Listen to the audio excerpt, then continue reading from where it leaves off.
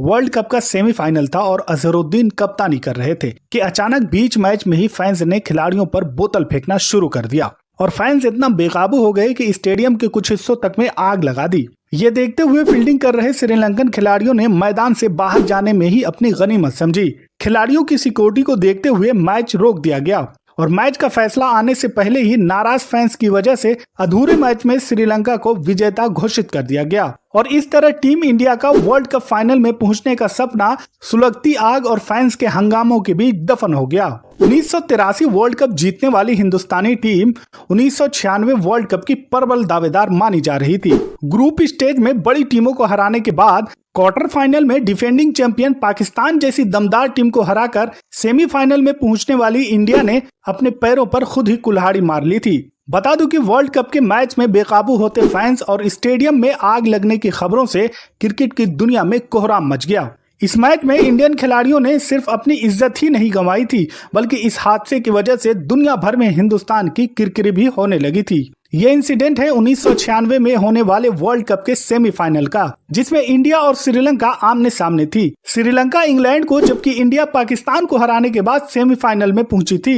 श्रीनाथ, सचिन तेंदुलकर, अजहरुद्दीन, नवजोत सिंह सिद्धू, अनिल कुंबले और वेंकटेश प्रसाद जैसे दिग्गजों से सजी टीम इंडिया ग्रुप स्टेज और क्वार्टर फाइनल में शानदार परफॉर्मेंस करने की वजह से फाइनल का ख्वाब देख रही थी। पूरी उम्मीद थी कि अजहरुद्दीन की कप्तानी में इंडियन टीम ये वर्ल्ड कप अपने नाम कर लेगी, मगर कोलकाता के ईडन गार्डन में चल रहे पहले सेमीफाइनल में इंडिया का पूरा खेल ही बदल गया। टॉस जीतकर अजहरुद्दीन ने पहले बल्लेबाजी करने का फैसला किया। बता दूं कि अजहरुद्दीन का यही फैसला बाद में कंट्रोवर्शियल हो गया और विनोद कांबली के मैच फिक्सिंग वाले इंटरव्यू के बाद मीडिया में इसकी खूब चर्चा होने लगी। ईडन गार्डन में पहले गेंदबाजी करने का फैसला शायद इंडिया की हार का सबसे बड़ा रीजन बना, मगर श्रीलंका के 3 विकेट जल्द ही गिरने की वजह से पहले बॉलिंग करने का फैसला इंडिया के हक में रहा। जबरदस्त गेंदबाजी करते हुए श्रीनाथ ने जयसूर्या को 1, कालू वितरना को 0 और गुरु सिन्हा को 1 रन पर बोल्ड करते हुए श्रीलंका को जबरदस्त झटका दिया। श्रीलंका का पहला विकेट 1, दूसरा 2 और तीसरा 35 रन के स्कोर पर गिर चुका था और इंडिया ने मैच में अपनी पकड़ मजबूत कर ली थी। मगर इसके बाद अरविंद डिसिल्वा की 66 और रोशन महामाना की 58 रनों की जबरदस्त पारी ने इंडिया को बैकफुट पर ढकेल दिया। इस मुश्किल वक्त में जब विकेटों की सबसे ज्यादा जरूरत थी तब अजहरुद्दीन का कोई भी गेंदबाज अपना चमत्कार नहीं दिखा पा रहा था। 35 रन पर 3 विकेट गिरने के बाद श्रीलंका ने इंडिया को मौका ही नहीं दिया। 85 पर चौथा जबकि 168 रनों के स्कोर पर श्रीलंका का 5वां विकेट गिरा, जिसकी वजह से 50 ओवर्स में श्रीलंका ने 8 विकेट के नुकसान पर 251 रनों का स्कोर खड़ा कर दिया, जिसमें अनिल कुंबले और वेंकटेश प्रसाद ने 1-1, श्रीनाथ ने 3 जबकि सचिन तेंदुलकर ने 2 अहम विकेट लिए। यहाँ तक सब कुछ ठीक था, मगर जब बारी इंडिया के रन चेस करने की आई तो मामला बिगड़ गया। इंडियन खिलाड़ियों के खराब प्रदर्शन से फैंस नाराज हो गए। क्वार्टर फाइनल में पाकिस्तान के खिलाफ 93 रनों की पारी खेलने वाले सिद्धू 3 रन बनाकर चलते बने। 8 रन के स्कोर पर सिद्धू के रूप में इंडिया का पहला विकेट गिरा, जबकि 65 रनों की यादगार पारी खेलने वाले सचिन तेंदुलकर के रूप में 98 रन पर इंडिया का दूसरा विकेट गिरा।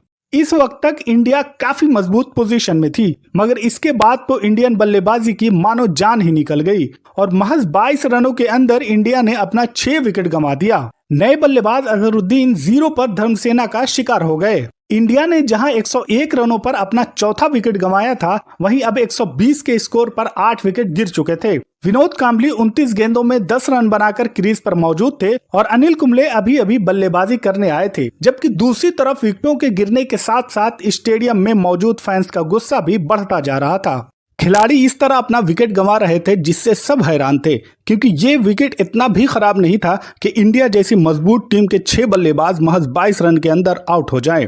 65 रनों पर खेल रहे सचिन तेंदुलकर का आउट होना भी ऐसा था जिसने सबको हैरान कर दिया था। गेंद कीपर के हाथ में थी, मगर तेंदुलकर रन लेने के लिए क्रीज से बाहर निकल पड़े थे। यहाँ तेंदुलकर अपना विकेट नहीं बल्कि वर्ल्ड कप की ट्रॉफी गंवाकर मायूस वापस आ रहे थे। सचिन के बाद तो विकेट ऐसे गिर रहे थे जैसे खिलाड़ी खेलने नहीं बल्कि विकेट गंवाने ही आए थे, क्योंकि इंडिया जैसी मजबूत टीम का अपने घर में इस तरह का प्रदर्शन किसी को हजम नहीं हो रहा था।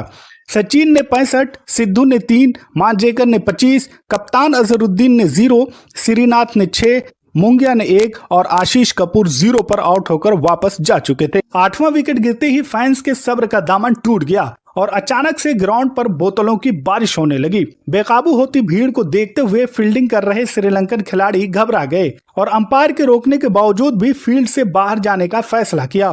ये देखते हुए मैच रोक दिया गया और 20 मिनट के बाद मैच फिर से शुरू हुआ तो फिर से बोतलें फेंकी जाने लगी और इस बार गुस्साए फैंस ने स्टेडियम के कुछ हिस्से में आग तक लगा दी। आग का लगना था कि सिक्योरिटी और खिलाड़ियों तक के होश उड़ गए और फिर मैच वहीं रोकना पड़ गया और श्रीलंका को विजेता घोषित कर दिया गया। नतीजा ये हुआ कि श्रीलंका वर्ल्ड कप के फाइनल में पहुंच गई और गद्दाफी स्टेडियम लाहौर में ऑस्ट्रेलिया को 7 विकेटों से हराकर 1996 में वर्ल्ड कप पर कब्जा कर लिया। विनोद कांबली नम आंखों से मैच कंटिन्यू रखने के लिए गिड़गिड़ाते रहे, मगर अब मामला हाथ से निकल चुका था। इंडिया का यही खराब प्रदर्शन इंडियन खिलाड़ियों के लिए मुसीबत बन गया। वही फैंस जो अपने चहेते खिलाड़ियों पर फूल बरसाने आए थे, अब वही उन खिलाड़ियों पर बोतलें बरसा रहे थे और हालत ये थी कि जो खिलाड़ी वर्ल्ड कप जीतकर अपने फैंस को एक बड़ा तोहफा देना चाह रहे थे, अब वही खिलाड़ी सेफली अपने होटल तक पहुंचने की दुआएं कर रहे थे। बाद में मीडिया में इंटरव्यू देते हुए विनोद कांबली ने कई सवाल उठाए, यहाँ तक कि मैच फिक्सिंग तक का इल्जाम लगाया